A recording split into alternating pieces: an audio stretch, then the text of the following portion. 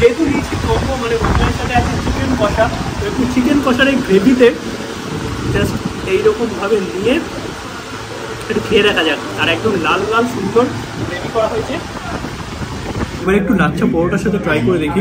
লাচ্ছা পরোটার সাথে নিয়ে হচ্ছে গার্লিকটা, আর এখানে গান বাজছে মাঝে মাঝে, তাই আমি একটু তাড়াতাড়ি করছি। চাটনিতে ডিপ করে।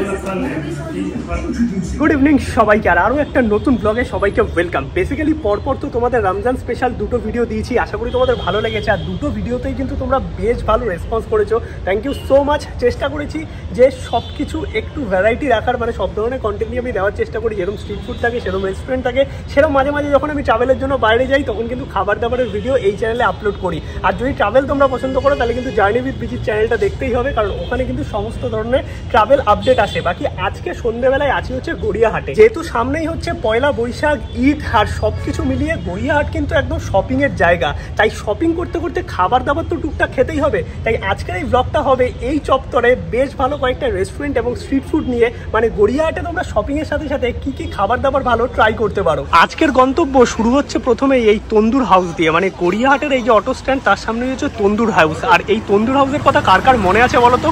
আমাদের স্কুল কলেজ লাইফে কম দামে সস্তায় ভালো কম্বো বলতে এই দোকানটাই ছিল। বাট বর্তমানে অনেক ঝা চকচকে দোকান এসছে, অনেক কম্বো এসছে, বাট এই দোকানটার আধিপত্য কিন্তু এখনো আছে। আর তোমাদের অনেকেরই কিন্তু দাবি ছিল দাদা একবার তন্দুর হাউসে যাও, মানে অনেকে আমি কমেন্ট করেছিলে, অনেক আগের ভিডিওর কথাই বলছি। বাট এই মানে সব কিছুর মাঝখানে তন্দুর হাউসে আসা হয়নি। এই হচ্ছে বর্তমানের মেনু কার্ড, যেরকম কম্বো ছিল সবই আছে, দাম একটু বেড়েছে। আর নিচেই দেখতে পাচ্ছ পুরো মেনু কার্ড কিন্তু দেওয়া আছে, তোমরা উপরে উঠে পুরোটা আর কি দেখে নিতে পারবে। আর এইখানে একজন দাদা থাকে, আজকে দেখতে পাচ্ছি না দাদা নেই, মানে ভিড় যখন থাকে এখানে তোমরা বসতে পারবে, তার সঙ্গে দাদা কুপন দেবে।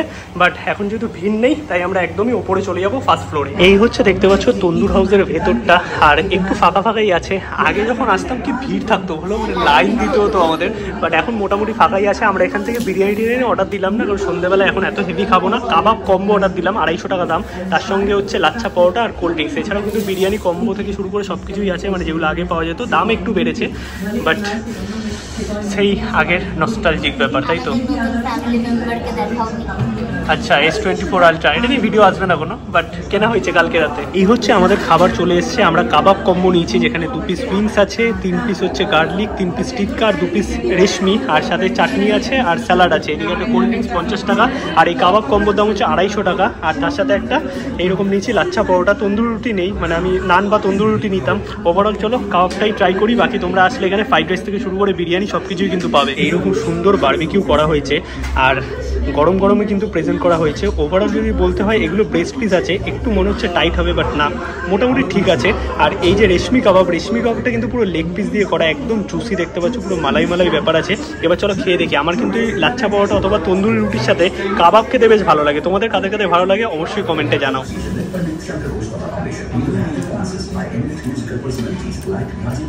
বেশ ভালো ম্যারিনেট করা মশলাটা, বাট একটু আমার ড্রাই লেগেছে। এটা টিক্কাটা ট্রাই করলাম, তো রেশমিটা খেয়ে দেখি, কারণ রেশমিটা দেখেই কিন্তু মনে হচ্ছে ভালো বারবিকিউ করা হয়েছে। রেশমিটা অনেক বেটার। এবার একটু লাচ্ছা পরোটার সাথে ট্রাই করে দেখি। লাচ্ছা পরোটার সাথে নিয়ে হচ্ছে গার্লিকটা, আর এখানে গান বাজছে মাঝে মাঝে, তাই আমি একটু তাড়াতাড়ি করছি। চাটনিতে ডিপ করে।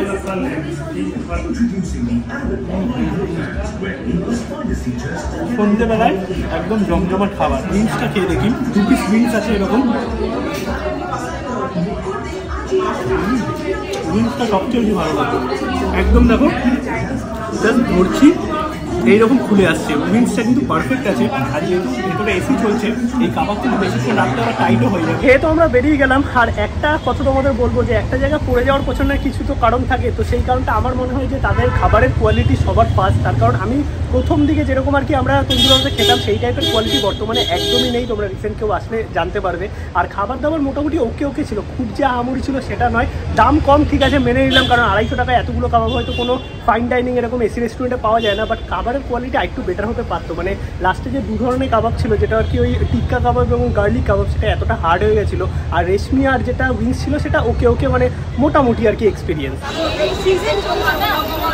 এখন আমরা চলে আসলাম হচ্ছে গড়িয়াহাটের মোড়ে। আর গড়িয়াহাটের মোড়ের ভিড়টা দেখে বুঝতেই পারছো, শপিংয়ের তো ভিড় আছেই। আর এইখানে হচ্ছে পূর্বানি, একদম গড়িয়াহাট মোড়ের ঠিক সামনেই হচ্ছে কুরবানি কেবিন, যেখানে কিন্তু বেশ ভালো সন্ধ্যেবেলা স্ন্যাক্স পাওয়া যায়। কারণ আজকে যেই দোকানগুলো দেখাচ্ছি মোটামুটি তোমরা শপিংয়ের সাথে সাথে টুকটাক বসে খাওয়া দাওয়া করতে পারবে এই টাইপেরই, বাট প্রচুর স্ট্রিট ফুডও কিন্তু আছে। চলে এসেছি আমরা কুরবানিতে, আর এখান থেকে কম্বো তো নিয়ে নিয়েছি। কুরবানির একটা ভালো দিক কি, এইরকম দেখো নর্মাল বসার জায়গা আছে, আর তার সঙ্গে কিন্তু এই সাইডটা এরকম কেবিন কনসেপ্টও আছে। আর কলকাতায় কিন্তু খুব কম জায়গা আছে যেখানে কেবিন কনসেপ্টটা আছে। আর দেখে বুঝতে পারছো কত পুরনো একটা রেস্টুরেন্ট, আর এখানকার খাবার দাবার কিন্তু সত্যিই ভালো। মোগলাই পরোটা, এই চিকেন কষার কম্বো আমরা নিয়েছি, মানে মোগলাই পরোটা আছে, চিকেন কষা 1 পিস, আর তার সঙ্গে একটা কোল্ড ড্রিঙ্কস, এটার দাম হচ্ছে 220 টাকা। আর মাটন দিয়ে নিলে, মানে মাটন কষা নিলে তাহলে কিন্তু 240 টাকা পড়বে। আর এক্সট্রা একটা কোল্ড ড্রিঙ্কস নিয়েছি 20 টাকা দাম। এছাড়াও কিন্তু চাইনিজ আছে, ইন্ডিয়ান আছে, বেশ ফ্রাইয়ের আইটেম আছে, মানে সব ধরনের খাবার কিন্তু তোমরা মোটামুটি পেয়ে যাবে। আর আগেও আমরা একবার কুরবানি এসেছিলাম না, ভালো বেশ খাবার দাবার একটু হাই প্রাইসের দিকে, বাট এরকম বসে খাওয়া আন্দাজে ওকে। এবার চলো খাওয়া দাওয়াটা করি, মানে খেয়ে দেখি কেমন লাগে। একটু কোল্ড ড্রিঙ্কসটা খাই, এই কম্পিউটার কোল্ড ড্রিঙ্কস আছে বলে ভালো লেগেছে, মানে এত গরম কলকাতায় সত্যি হলো। এবার তোমাদের দেখাই মোগলাই পরোটা। এই হচ্ছে মোগলাই, একটা ফুল সাইজের আছে দেখতে পাচ্ছ, ভেতরে একদম স্টাফিং তো ভরপুর আছে, যেমনটা মোগলাই হয়ে থাকে। এইদিকে পেঁয়াজ আছে, এইদিকে একটা আলুর তরকারি আছে, আর তার সাথে কম্বোতে কিন্তু চিকেন কষা আছে, 1 পিস এরকম বড়ো সাইজের চিকেন আছে, আর তার সঙ্গে এইরকম সুন্দর গ্রেভি। মানে মোগলাইয়ের সাথে চিকেন কষা অথবা মাটন কষা, এইটুকুর কম্বিনেশন কিন্তু সত্যিকারের দারুণ। এই হচ্ছে মোগলাই, আর মোগলাইয়ের ভিতর কিন্তু দেখতে পাচ্ছ স্টাফিং একটু ভরপুর আছে, আর জিনিসটা কিন্তু ক্রাঞ্চি করে ভাজা, একটু সসে ডিপ করে চলো খেয়ে দেখি।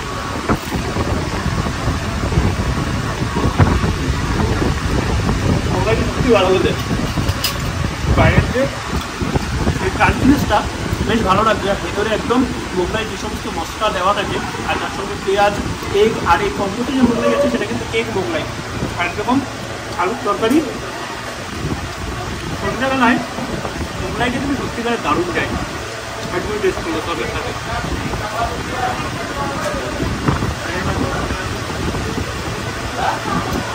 সত্যি দারুণ। আর ভেতরে স্টাফিং দেখো একদম ভর্তি স্টাফিং আছে। যেহেতু নিয়েছি কম্বো, মানে মোগলাইয়ের সাথে আছে চিকেন কষা, তো একটু চিকেন কষার এই গ্রেভিতে জাস্ট এইরকমভাবে নিয়ে একটু খেয়ে দেখা যাক। আর একদম লাল লাল সুন্দর গ্রেভি করা হয়েছে।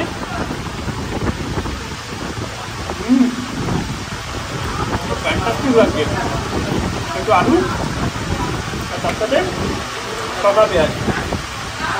আর এখানে যেহেতু চিকেন আছে, তো 1 পিস এরকম বড়ো সাইজের চিকেন দেওয়া হয়েছে। চিকেনটা তোমাদের একটু দেখাই, বা চিকেনটা কিন্তু বেশ সফট আছে দেখতে পাচ্ছ, এইরকম জাস্ট চলে আসছে। আর বেশ বড়ো সাইজের, মানে 1 পিস দিচ্ছে বলে আমি তোমরা ভেবেছিলাম 1 পিস কতটা থাকবে, কিন্তু বেশ ভালো সাইজের। আর মাটন নিলেও কিন্তু মোটামুটি বেশ ঠিকঠাক সাইজে থাকবে, চিকেনটা দেখে মনে হচ্ছে। মাটনও কিন্তু 1 পিস।